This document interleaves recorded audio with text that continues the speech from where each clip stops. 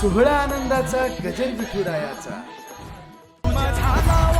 करी पाठ समजली खरी देह देवाची पंढरी विठू मनाच्या गाभारी श्वास झालं जपमाळ मन चिपळ्यानी टाळ. सोहळा आनंदाचा गजर विठुरायाचा अखंड हरिनाम सप्ताह मौजे शेळकेवाडी पिंपळोली तालुका मुळशी जिल्हा पुणे. प्रक्षेपण आपल्या आवडत्या मराठी हॉटस्पॉटवर. उजळली भाग्य आता अवघी चिंता वारली संत दर्शनी हा लाभ पद्मनाभ जोडीला संपुष्ट हे हृदय पेटी करोनी पोटी साठवू संत दर्शनी हा लाभ पद्मनाभ जोडीला. तुका मने होता ठेवा तो या भावा सापडला संत दर्शनी हा लाभ पद्मनाभ जोडीला. समचरण सरोजम सांदनीलांबुदाभूम जगननेत पाणिमंडलम तरुण तुलसीमालां कंदरं कंजनेत्रं सदैवलहासं. पांडुरंगा करू प्रथम नमन हा दुसरे चरणा संताचिया ओ दुसरे चरणा संताचिया. पांडुरंगा करू प्रथम नमन हा दुसरे चरणा संताचिया ओ दुसरे चरणा संताचिया.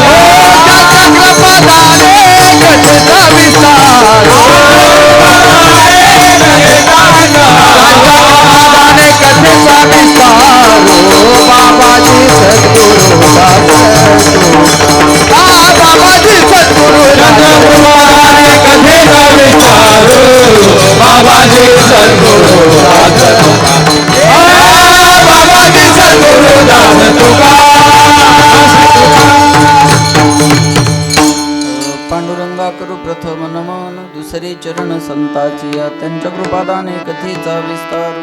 बाबाजी सद्गुरु दास तुका शुक्लम ब्रह्म विचार सार परमानंदम जगद्व्यापिनी विना पुस्तकधारिणी भयदाम जड्डंधकापः हस्ते स्फाटिकमालिकां विदधतीं पद्मासनी संस्थितां वन्दे तां परमेश्वरीं भगवतीं बुद्धिं प्रदा शारदां महायोगपीठे तटे भीमरथ्यां गुरुं पुण्डरीकाय दातुमिन्द्रैः समागत्य तिष्ठन्तमानन्दकन्दं परब्रह्मलिङ्गं भजे पाण्डुरङ्गं नीलाम्बुजश्यामलकोमलङ्गं सीता समारोपितवामभागं पाणोमहासायतचारुचापं नमामि रामं रघुवंशनाथं.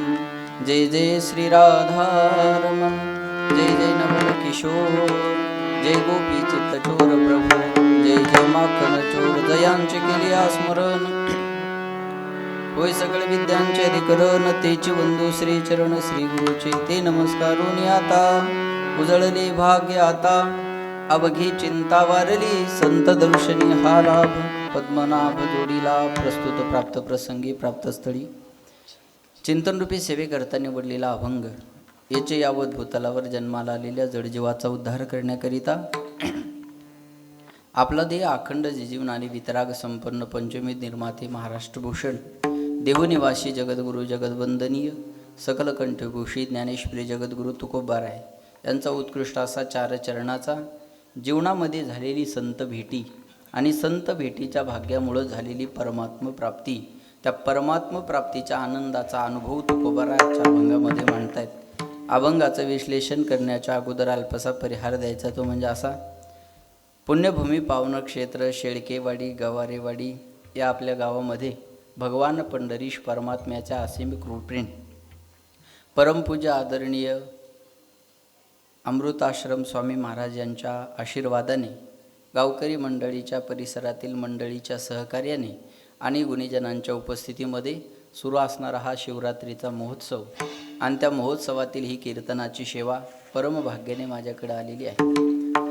इथं येण्याचा योग ज्यांच्यामुळे आला ते या कार्यक्रमाचे आयोजक संयोजक नियोजक समस्त गावकरी मंडळी भजनी मंडळी तरुण मंडळी या सर्वांच्या विनंतीला मान देऊन आबांनी फोन केला. महाराजांच्या आज्ञेवरून आबांचा फोन आला. बाबांजींच्या आणि सर्वांच्या प्रेमामुळं तुमच्या दर्शनाचा योग आलेला आहे. त्यानिमित्तानं सर्व मृदंगाचार्य गायनाचार्य महाराज मंडळी सर्वांना धन्यवाद. मस्तक हे पायावरी या वारकरी संतांच्या सर्वांच्या चरणी विनम्र अभिवादन आणि सेवेला सुरुवात. विठ्ठला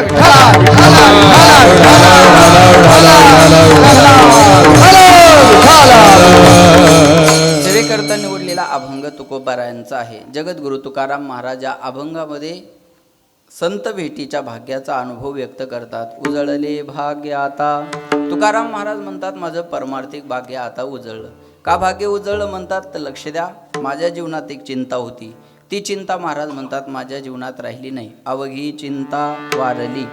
काय चिंता असते परमार्थ करणाऱ्या माणसाला? ऐका, परमार्थ करणाऱ्या माणसाला एकच चिंता असते, परमात्मा प्राप्तीची. आणि महाराज म्हणतात ती चिंता आता माझ्या जीवनात राहिली नाही. कशामुळं? संत दर्शनी हा लाभ. संताच्या दर्शनामुळं हा लाभ माझ्या जीवनामध्ये मला झाला. काय लाभ झाला? पद्मनाभ जोडला. पद्म म्हणजे कमळ, ज्याच्या नाभीतून कमळ निघालं तो पद्मनाभ. तो भगवंत जोडला, मिळवला, प्राप्त केला. लोक म्हटले महाराज जोडलेला देव तुम्ही कुठं ठेवला? तुकाराम महाराज म्हणले जोडलेला देव मी माझ्या हृदयात ठेवला. संपुष्ट थोडासा आवाज द्या, थोडा आवाज वाढवा. संपुष्ट हे हृदय पेटी करोनी पोटी साठवू. ऐका, देवाला राहण्यासाठी योग्य जागा जर कोणती असेल तर हृदय आहे. हृदय सोडून देवाला दुसरीकडे राहायला आवडत नाही. म्हणून महाराज म्हणतात मिळालेला देव मी माझ्या हृदयात ठेवला. संपुष्ट हे हृदय पेटी. माझ्या हृदयाच्या पेटीमध्ये तो परमात्मा मी साठवला. लोक म्हटले कुठून आणून साठवला? महाराज म्हणले कुठूनच आणून साठवला नाही, तो मुळातच आम्हाला प्राप्त होता. पण अज्ञानामुळे त्याचं ज्ञान आमच्या ठिकाणी राहिलं नव्हतं आणि ते ज्ञान संताच्या चरणावर ठेवलेल्या भावामुळं आम्हाला झालं. तुका म्हणे होता ठेवा तो या भावा सापडला. बोलत चला बरं का. भावानं देव सापडला जात असतो बरं का. भाव बळे आकळे एरवी न आकळे करतळी आवळे तैसा हरी. एवढा प्रभू भावे तेने संपुष्टी राहावे. देवा कारणे भाव तस्मात न लगे द्यावे फारसे वित्त. काही न लगे भावाची कारण तुका म्हणे विठोबाची. तुका म्हणे विठोबाची. काही न लगे भावाची काही न लगे भावती कारण तुका म्हणे विठोबाची. तुका म्हणे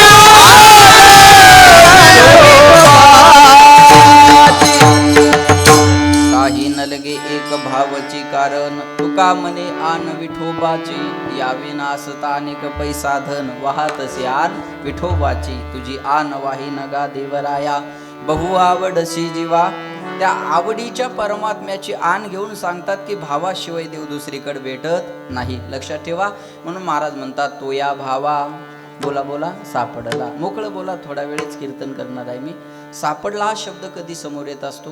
एखादी वस्तू हरवलेली असावी म्हणजे सापडला हा शब्द समोर येत असतो. बरोबर आहे ना? बरोबरच आहे, तुम्ही फक्त माना हलवा. सापडला हा शब्द कधी समोर येतो? एखादी वस्तू हरवलेली असावी म्हणजे सापडला हा शब्द समोर येत असतो. मला सांगा, वस्तू हरवायच्या अगोदर आपल्याजवळ असावी लागते का नसावी लागते? बोलत चला, असावी लागते आहे की नाही? मग हरवली म्हणजे काय झालं? हरवली म्हणजे तेवढ्या पुरतं त्या वस्तूबद्दल अज्ञान निर्माण झालं. हरवल्याचा अर्थ काय? वस्तू कुठंतरी आहे पण आपल्याला दिसत नाही, हा हरवल्याचा अर्थ आहे. मग महाराज म्हणतात तो या भावा सापडला. तो देव मला सापडला म्हणजे सापडायच्या अगोदर काय व्हावा लागेल? हरवावा लागेल. हरवायच्या अगोदर जवळ बोला बोला बोला बोला बोला ना असावं लागेल है की. मग देव आपल्या जवळ आहे का नाही आपण पाहू. तैसा हृदयामध्ये मी रामू असता सर्व सुखाचा आराम. प्रत्येकाच्या हृदयात देव आहे. सर्वा घटी राम देहादेही एक सूर्यप्रकाशक सहस्र रश्मी. प्रत्येकाच्या हृदयात देव आहे. म्हणतात ना जिस गुलशन में तेरा नूर नहीं ऐसा तो कोई गुलजार नहीं. दरबार हजारों देखे पर ऐसा कोई दरबार नहीं. दरबार हजारों देखे जिस गुलशन में तेरा नूर नहीं ऐसा तो कोई गुलजार नहीं. देव नाही अशी जागा हरिये तेरे हरिये तेरे हरि तेरे हरि हरि हॅलो हरी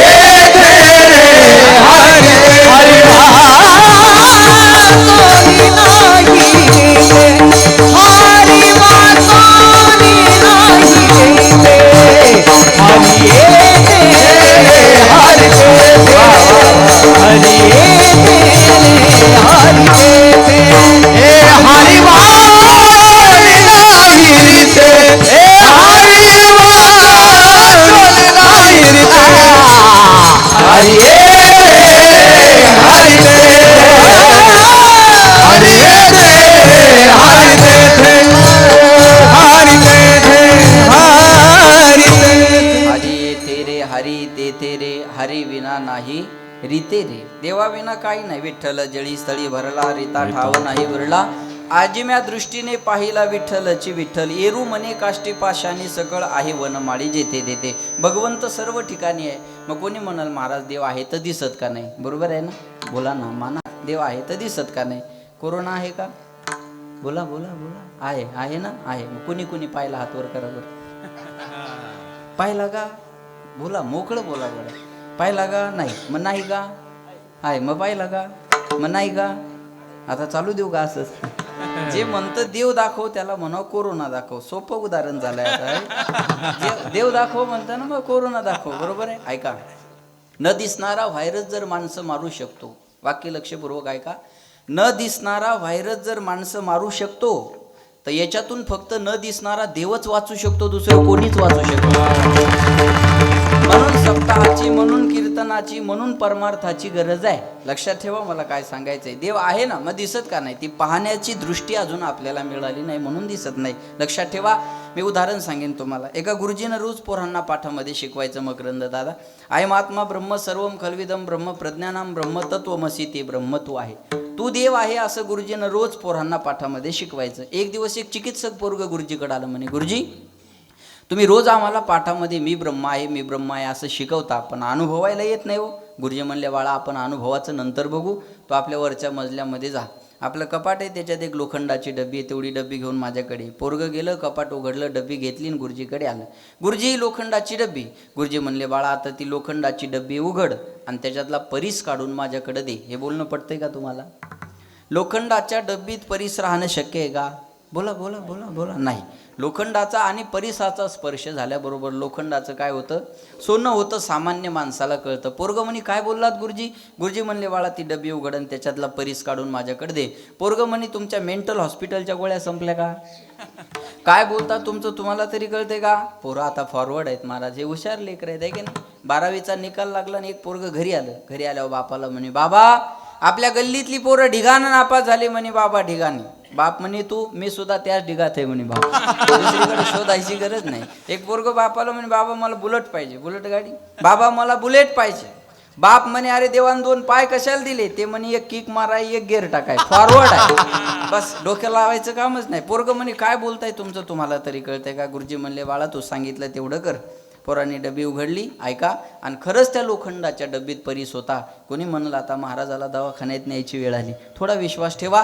खरंच त्या लोखंडाच्या डब्बीत परीस होता, पण तो परीस एका कागदाच्या पुडीत गुंडाळलेला होता. आता बोलत चला, लोखंडाच्या डब्बीत परीस नव्हता का? बोला बोला बोला बोला बोला बोला बोला ना. होता. मग लोखंडाच्या डब्बीचं सोनं का झालं नाही? मध्ये काय होतं? कागद. मग लोखंडाच्या डब्बीचं सोनं व्हावं असं वाटत असेल तर काय करावं लागेल? कागद काढावा लागेल, लोखंडाचा परिसाचा स्पर्श घडून आणावा लागेल, म्हणजे लोखंडाच्या डब्बीचं सोनं व्हायला वेळ लागणार नाही. सिद्धांत आहे का? लोखंडाच्या डब्बीत परीस होता, पण कागदाच्या पुडीत गुंडाळल्यामुळं लोखंडाच्या डब्बीचं सोनं झालं नाही. तसं हृदयात देव आहे, पण अज्ञानाच्या पुडीत गुंडाळलेलं आहे. मायेचं, अविद्येचं, अज्ञानाचं आवरण त्याच्यावर आहे. ते अज्ञानाचा कागद, मायेचा कागद, अविद्येचा कागद काढावा लागेल, पण तो कागद आपण आपल्या ताकदीनं बाजूला करू शकत नाही. याकरता संताच्या चरणावर भाव ठेवण्याची गरज आहे. तुकाराम महाराज म्हणतात, तो भाव मी माझा संताच्या चरणावर ठेवला आणि माझं अज्ञान दूर झालं आणि माझ्या हृदयातल्या देवाची मला ओळख झाली. तो या भावा सापडला. लक्षात ठेवा, तो या भावा सापडला. संत दर्शनी हा लाभ पद्मनाभ जोडीला. असा अभंगाचा शब्दशः सरळ भावार्थ माझ्या बुद्धीप्रमाणे आहे. विठ्ठला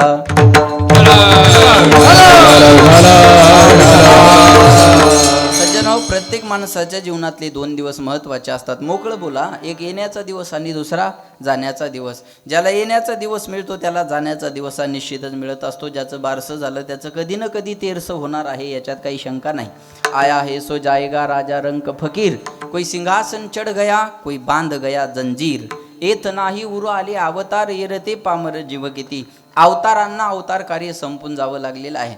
एक स्मशानभूमीत असं छान वाक्य वाचलं बघा. मंजिल तो तेरी यही थी, मंजिल तो तेरी यही थी, गुजर गया वक्त यहाँ आते आते, क्या मिला तुझी इस दुनिया से, आपनों ने ही जला दिया जाते जाते. आपली माणसं आपल्याला जाळायला तयार असतात. एक 2-4 दिवसापूर्वी एक छान वाक्य वाचलं बघा. ए मौत तेरे इरादे नेक है, ए मौत तेरे इरादे नेक है, शमशान में गरीब और आमिर का बिस्तर एक है. कळतं का माझं बोलणं? तिथं श्रीमंत थोडा आवाज द्या. तिथं श्रीमंत वेगळा आणि गरीब वेगळा असं काही होत नाही. ज्याच्या जीवनात येण्याचा दिवस आहे त्याच्या जीवनात जाण्याचा दिवस निश्चित आहे. महाराज पण येण्याच्या दिवसाला एक महत्त्व दिलं जातं. ऐका, येण्याच्या दिवसाला महत्त्व असतं म्हणून आपण वाढदिवस करतो आणि जाण्याच्या दिवसाला महत्त्व असतं म्हणून आपण वर्ष श्राद्ध करतो. देवाचा येण्याचा दिवस महत्त्वाचा मानला जातो म्हणून आपण जयंती करतो. संताचा जाण्याचा दिवस महत्त्वाचा मानला जातो म्हणून आपण पुण्यतिथी करतो. येण्याच्या आणि जाण्याच्या दिवसाला आपल्या जीवनात महत्त्व असतं. पण तुकाराम महाराज म्हणतात माझ्या जीवनात येण्याचाही दिवस आहे. वसंत पंचमी हा तुकाराम महाराजाचा येण्याचा दिवस, तुकाराम बीज हा तुकाराम महाराजाचा जाण्याचा दिवस. पण या 2 दिवसापेक्षा महाराज म्हणतात माझ्या जीवनात एका आणखी 3ऱ्या दिवसाला महत्त्व आहे. तो 3रा दिवस कोणता आहे बघा. माघ शुद्ध दशमी. बोला बोला बोला. पाहुणी गुरुवार केला अंगीकार तुका म्हणे. माघ महिन्यातला शुद्ध दशमीचा गुरुवारचा दिवस माझ्या जीवनात महत्त्वाचा ठरला. का? त्या गुरुवारच्या दिवशी माझे श्रीगुरु माझ्या स्वप्नात आले आणि स्वप्नात येऊन बाबाजी आपुले सांगितले. बाबाजी आपुले कुठे गेले? कुठे? हा, बाबाजी आपुले सांगितले नाम, मंत्र दिला रामकृष्ण हरी. बाबाजी नाव सांगितलं आणि कोणता मंत्र दिला? हा, बाबाजीने हा मंत्र रामकृष्ण हरीचाच चालवलाय ना. विठ्ठला विठ्ठला लक्ष देऊन ऐका. रामकृष्ण हरी हा मंत्र दिला. उघडा मंत्र जाणा रामकृष्ण हरी म्हणा. कशाला म्हणतात मंत्र? मरणात राहते ती मंत्र. हा जो मरणापासून तारतो त्याला मंत्र म्हणतात. ऐका बरं का. पहिलं जग चालायचं अण्णा ते मंत्रानं चालायचं. त्याच्यानंतरचं जग तंत्रानं चालायला लागलं. त्याच्यानंतरचं जग यंत्रानं चालायला लागलं. सध्याचं जग षडयंत्रानं चालतं. कळतं का माझं बोलणं? तुम्हाला लक्षात ठेवा बघा. बाबाजी नाव सांगितलं, रामकृष्ण हरीचा मंत्र दिला आणि माझ्या गुरुनी मला येऊन काय मागितलं बघा. पडिला विसर स्वप्ना माझी पडिला विसर, स्वप्ना माझी पडिला विसर, माझी पडिला विसर. भोजना मागती तुप पावसर, पडिला विसर, स्वप्ना माझी पडिला विसर, स्वप्ना माझी. भोजना मागती तुप पावसर, पडिला विसर, स्वप्ना पडिला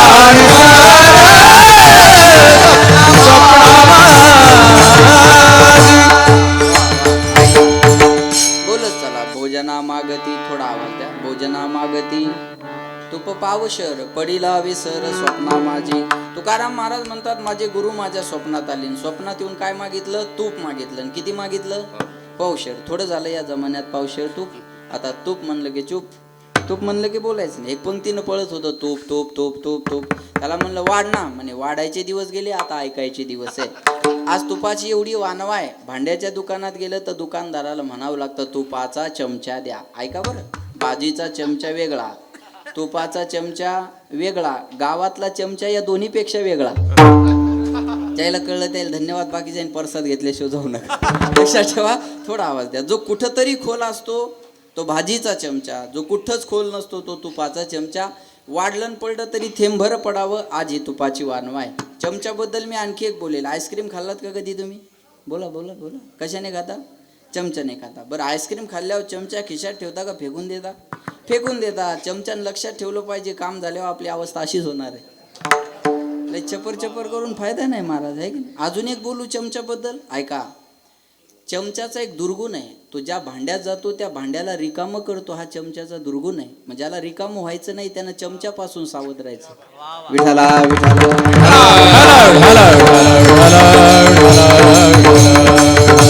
लक्षात ठेवा, वाढलं पडलं तरी थेंबभर पडावं, आज ही तुपाची वानवा आहे. काय भाव आहे सध्या तुपाचा बोला? आम्हाला माहित नाही, आम्ही फुकटचं खातो. फुकटचं खातो म्हणजे आणायचं काम नाही असा त्याचा अर्थ आहे. 600-700 रुपये चांगल्या तुपाचा भाव आहे. बरोबर आहे? लक्ष देऊन आहे का? मी लहानपणी पंक्तीला जेवायला जायचो, आता बी वावडं नाही, फक्त वेळ नाही. मग अख्खा गाव जेवाय असायचं बघा आमच्या मराठवाड्यात, आणि तूप एका द्रोणात नाही तर वाटीत राहतं बघा. अख्खं वाढून झाल्याच्या नंतर असं एखादं पोरग जर तुपाची वाटी घेऊन निघालं तर एखादा माणूस ठेव घाली, तू पाणी वाढ पाणी. बरोबर आहे? त्याला पाणी वाढायला लावतात बघा.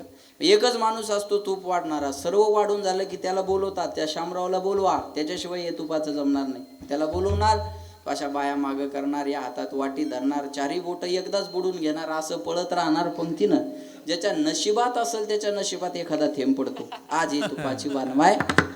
आणि तुकाराम महाराज म्हणतात, माझ्या गुरुने मला पावशेर तूप मागितलं. ऐका, उपदेश आहे परमार्थाच्या परमतत्वाचा, आणि मागितलं व्यवहारातला तूप नावाचा पदार्थ. आता तुपाचा आणि पावशेराचा आणि परमार्थाचा काय संबंध आहे? काहीच नाही. तूप ही व्यवहारातली वस्तू आहे. बरं, पावशेर काय संबंध आहे परमार्थाचा? याचा संबंध कसा? सोप्या भाषेत, मला काय अवघड येत नाही म्हणून सोपं सांगतो. पाव म्हणजे किती? किलोचा 1/4, किलोचा चौथा भाग. एका किलोचे समान 4 भाग केले की एका भागाला पाव भाग म्हणतात. तसं वेदांत शास्त्रानं अंतकरणाचे 4 भाग केले, मन, बुद्धी, चित्त आणि अहंकार. याच्यातलं पाव भाग झालं चित्त.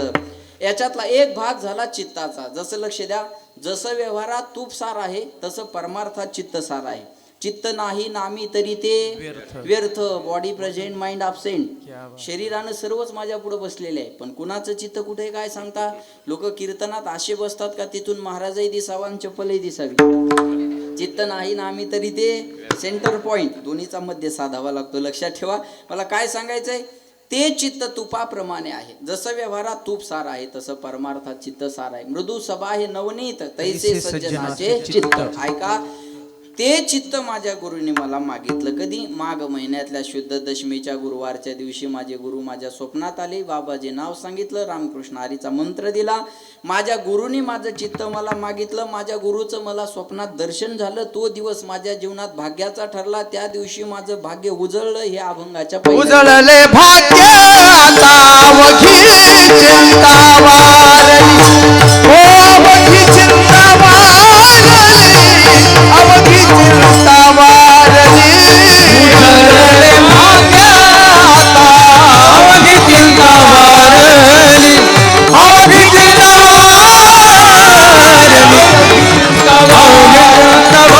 उजळले भाग्य आता, उजळले भाग्य आता अवघी चिंता वारली, अवघी चिंता वारली, अवघी चिंता वारली, हो अवघी चिंता वारली, अवघी चिंता वारली, उजळले भाग्य आता अवघी चिंता. थोडासा आवाज. अवघी चिंता वाढली, अवघी चिंता वारली. लक्षात ठेवा. महाराज म्हणतात, आता आमच्या जीवनात चिंता राहिली नाही. एका शब्दाचा आपण विचार करू, जिथं वेळ संपल तिथं थांबू. उजळणं म्हणजे काय? थोडा आवाज कमी करा. उजळणं म्हणजे चकाकी येणं किंवा नवीन उदयाला येणं. वस्तू चमकवण्यासाठी जी प्रक्रिया केली जाते त्याला उजाळणं म्हणतात. बरोबर आहे? तुमच्या इकडं मला माहिती नाही मामा, आमच्या गावाकडं बऱ्याच वर्षापूर्वी लोकांनी गावागावात येऊन सोनं उजळून दिलं बघा. तुमच्याकडे दिलं होतं का? चांगलंच उजळून दिलं त्यांनी. एवढं उजाळलं होतं की आणखी आठवणीत आहे. त्यांनी नेलं होतं, दिलं नव्हतं. चमकवण्यासाठी जी प्रक्रिया केली जाते त्याला उजाळणं म्हणतात. उजळले भाग्य. भाग्य कशाला म्हणतात ऐका. संसारिक माणसं कशाला भाग्य म्हणतात आणि परमार्थिक माणसं कशाला भाग्य म्हणतात? संसाराच्या दृष्टीनं भाग्य कोणतं आणि परमार्थाच्या दृष्टीनं भाग्य कोणतं? आपल्या दृष्टीनं भाग्य कोणतं आणि साधू संतांच्या दृष्टीनं भाग्य कोणतं? आपल्या दृष्टीनं कुणाला भाग्यवान म्हणता ऐका. एखाद्याचं लग्न झालं, पत्नी सुंदर मिळाली तर लोक त्याला भाग्यवान म्हणतात. एखाद्या चांगला निघाला तर लोक त्याला बोला बोला बोला बोला बोला ना भाग्यवान म्हणतात. एखाद्याला एखादी लॉटरी लागली, पैसा मिळाला तर लोक त्याला भाग्यवान म्हणतात. एखाद्याला एखादं पद मिळालं तर लोक त्याला भाग्यवान म्हणतात. बरोबर आहे. एखाद्याला 4 लोक मानायला लागले की लोक त्याला भाग्यवान म्हणतात. आपल्या दृष्टीनं भाग्य कोणतं आहे? चांगली बायको, चांगलं पोरग, भरपूर पैसा, एखादं पद आणि एखादी मान मर्यादा आपल्याकडे असावी, बस. याच्यापेक्षा भाग्य आपल्याला माहिती नाही. बायको, पोरग, पैसा आपण याला भाग्य म्हणतो. बरोबर आहे. हे भाग्य आहे, नाही असं नाही. हे भाग्य आहे, पण हे संसारातलं. चांगली बायको मिळणं संसारातलं भाग्य आहे. पवार महाराज, चांगली बायको मिळणं संसारातलं भाग्य, पोरं चांगले होणं संसारातलं भाग्य, पैसा मिळणं संसारातलं भाग्य, 4 लोकांनी आपल्याला मानणं हे संसारातलं काय आहे? भाग्यच आहे. आणि मान मिळवणं सोपं आहे. Give the respect, take the respect. तुम्ही ज्याला जशी वागणूक द्याल तो तुम्हाला तशी वागणूक देणार आहे. महाराज लक्षात ठेवा, मान द्यायला शिका, मान यायला वेळ लागत नाही. लक्षात आलं का? मग हे भाग्य आहे, पण हे संसारातलं. परमार्थात जर बायको, पोरग, पैसा याला भाग्य म्हणत असाल तर महाराजांना त्याचा एका प्रमाणात भाग्य तरी नोय धन पुत्र दारा निकट वास बरा संता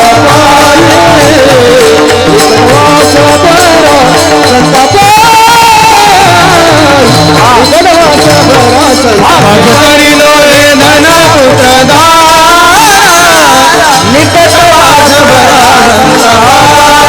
निकट वास बरा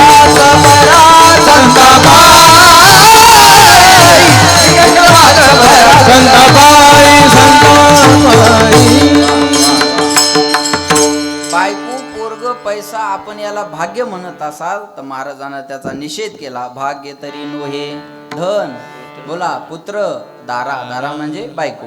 भाग्य तरी नोहे धन पुत्र दारा. मग भाग्य म्हणायचे कशाला? लक्ष द्या माझ्याकडे, तिथंच उत्तर आहे. निकटवास बरा संतापायी, संताच्या सहवासात राहायला मिळणं गुरुजी भाग्य आहे. भाग्योदयेन बहुजन्म समर्जितेन सत्संग मंचल भते पुरुषो यदावै अज्ञान हेतुकृतमोह मदांधकार नाशम विदाहि तदोदयते विवेकः.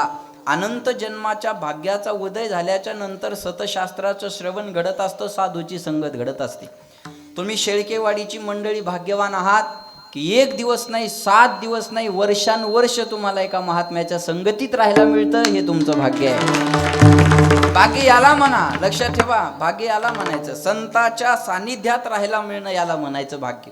बायको, पोरग, पैसा याला भाग्य म्हणायचं नाही. मग भाग्य म्हणायचंय कशाला? ऐका, देवानं जवळ घ्यावं भाग्य, काम क्रोधावर विजय मिळवणं भाग्य, आणि संताचं दर्शन होणं भाग्य. भाग्यवंत मनोजया शरण गेले पंढरी राया. पहिलं. दुसरं, तुका म्हणे भाग्य या नावे म्हणिजे संसारी जन्मी जे याची लागे, काम क्रोध लोभ निमाले ठाईची अवघी आनंदाची सृष्टी झाली. आणि तिसरं, भाग्याचा उदय, भाग्याचा उदय, भाग्याचा उदय, उदय भाग्याचा उदय. ते हे जोडी संत पाय, ते हे जोडी संत पाय, येथोनी आनंद माता, येथोनी आनंद माता, हे जोडी संत पाय, हे जोडी संत पाय, येथोनी आनंद माता, लुटवू माता, लुटवू माता. भाग्याचा उदय ते हे जोडी अमृत बाबांचे पाय, तेथून या नुठवू माथा. लक्षात ठेवा, मला काय सांगायचंय? भाग्याचा उदय ते, थोडा आवाज, ते हे जोडी संत पाय. देवानं जवळ घेणं भाग्य, माईकवाल्यांजवळ घेणं बी भाग्यच म्हणावं लागेल कीर्तनात. लक्षात ठेवा, देवानं जवळ घेणं भाग्य, काम क्रोधावर विजय मिळवणं, बोला बोला बोला, भाग्य, आणि संताचं दर्शन होणं भाग्य. देवानं जवळ घेणं भाग्य, माणसानं जवळ करणं भाग्य नाही. माणसं आता जवळ करतील, उद्या सोडून देतील. गुरुजी, जब वक्त अपना होता है तो पराये भी अपने हो जाते हैं, लेकिन वक्त जब पराया होता है तो आपने भी पराये हो जाते हैं. जेव्हा आपली चालती असते तेव्हा आपल्या इशाऱ्यानं लोक चालतात, आणि आपल्या वाईट वेळ आली की आपली माणसं आपली साथ सोडत असतात. ऐका, आपलं कोण आणि परक कोण हे जाणून घ्यायचं असेल तर ग्रामपंचायतच्या निवडणुकीला उभं राहा. परक्यातली आपली ना आपल्यातली परकी इथंच कळतात. गिरना भी अच्छा होता है, औकात का पता चलता है. कोण आपना है कोण पराया है, हात देने से पता चलता है. आपलं कोण परक कोण कळतं. कंडिशननुसार माणसं बदलतात. माणसं गरजेनुसार जवळ येतात आणि सोयीनुसार दूर जातात. मी शेलका माल देतोय तुम्हाला बरं का, लक्षात ठेवा. तुम्ही मोठ्याच्या सानिध्यातले आहात. कंडिशन बदलली की माणसं बदलतात. जरा बोलत चला, मोकळं बोला, असं फ्रेश बसा. मला सांगा, चहात माशी पडली तर चहा काय करता? बोला ना, फेकून देता, आहे की नाही? चहात माशी पडली तर चहा फेकून देता, आणि तुपात माशी पडली तर तूप फेकून देता. मग मग मग मग बोला बोला, कशाला फेकता? माशीला नुसतं फेकता का अगोदर चोखता मग फेकता? त्याला मक्खी चूस म्हणतात, ऐका. म्हणजे तिच्या अंगाला लागून बी तूप वाया गेलं नाही पाहिजे. चहा फेकायला हरकत नाही, 5 रुपयाचा आहे, 800 रुपये किलोचं तूप माशीला फेकतात लोक, म्हणतात पाणी मार शुद्ध कर. ही परिस्थिती आहे. हे वातावरणानुसार माणसाचं बदल नाही. चहा फेकता मग तूप फेका ना. नाही, चहा 5 रुपयाचा आहे, फेकायला परवडतो. विठाला विठाला. म्हणून माणसानं जवळ करणं भाग्य नाही महाराज, देवानं जवळ घेणं भाग्य आहे. आणि आम्हाला सध्या देवानं जवळ घेतलं. देवानं डोक्यावर घेतलं म्हणून तुम्ही डोक्यावर घेतलं. लक्ष देते का? कुठं बीड जिल्हा कुठं पुण्यात आश्रम, हे सोपं नाही महाराज. हे देवानं जवळ घेतलं म्हणून तुम्ही. देव सखा जरी जग अवघे कृपा करी, देव सखा जरी सोपानराव शेळके कृपा करी. माझं बोलणं कळतंय का तुम्हाला? जेव्हा देव सखा होईल तेव्हा लोक आपल्याला जवळ घेत असतात महाराज. ऐका, भगवान अगर मौज में आए, वाक्य लक्षपूर्वक ऐका. भगवान अगर मौज में आए तो आदमी को सरताज बना देता है. वाक्य लक्षपूर्वक ऐका. भगवान अगर मौज में आए तो आदमी को सरताज बना देता है, और एक बार नजर फिर ले तो मोहताज बना देता है. देवाने ठरवलं एखाद्याला मोठं करायचं ना महाराज, त्याला कोणीच खाली आणू शकत नाही. आणि देवानं ठरवलं ना एखाद्याला खाली आणायचं, त्याला कोणीच मोठं करू शकत नाही. मी सांगेन बघा तुम्हाला, लक्षात ठेवा. आज आम्हाला तुम्ही डोक्यावर घेऊन नाचता, हे कशामुळं? 80-80 वर्षाचे माणसं पाया पडतात. आपल्या पाया पडत नाहीत. आपण देवाचं नाव सांगतो म्हणून. आता तुझे नाम गातसे गीती, मनोनी मानिती मज जन, मनोनी मानिती मज जन, मनोनी मानिती मज जन. आता तुझे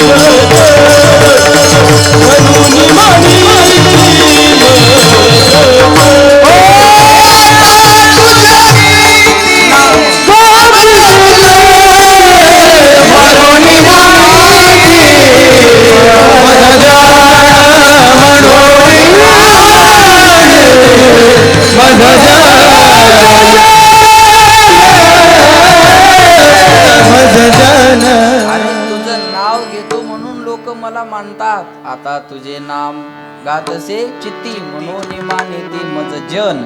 लोक मानतात महाराज, लोक आपल्या पाया पडतात. ऐकताय ना तुम्ही? तुम्ही आमच्या पाया पडता. आमच्या पाया नाही पडत, आम्ही देवाचं सांगतो म्हणून आमच्या पाया पडतात, आहे की नाही?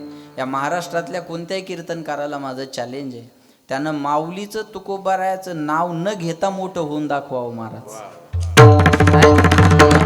अरे, हिंगोली जिल्ह्यातून पुणे जिल्ह्यात शेळकेवाडीत उभं राहण्याच्या लायकीचं त्या माऊलीने बनवलं. म्हणून म्हणतात ना,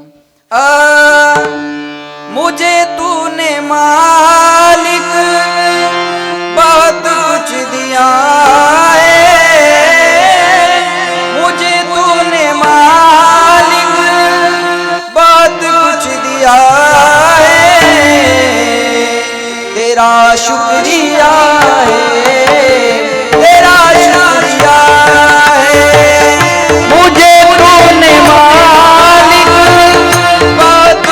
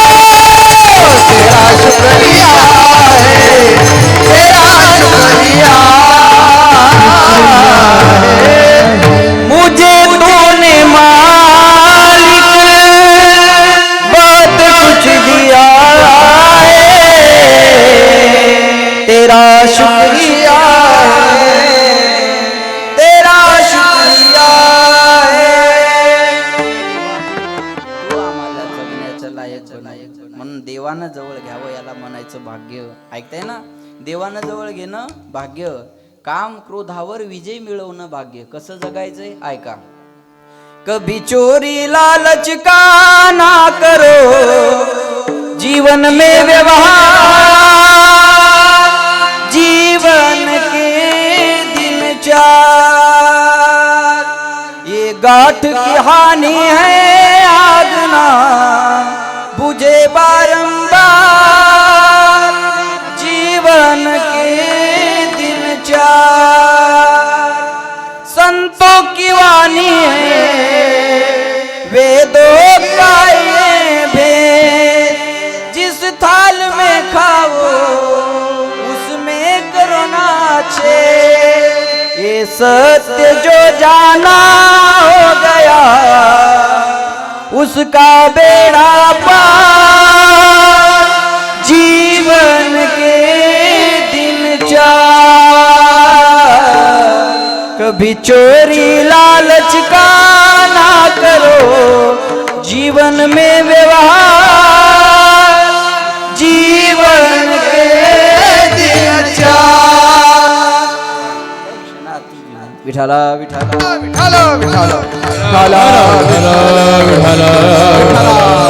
काम क्रोधावर विजय मिळवणं भाग्य. ऐकताय ना, देवानं जवळ घेणं भाग्य, काम क्रोधावर विजय मिळवणं बोला बोला बोला भाग्य, आणि संतांचं दर्शन होणं.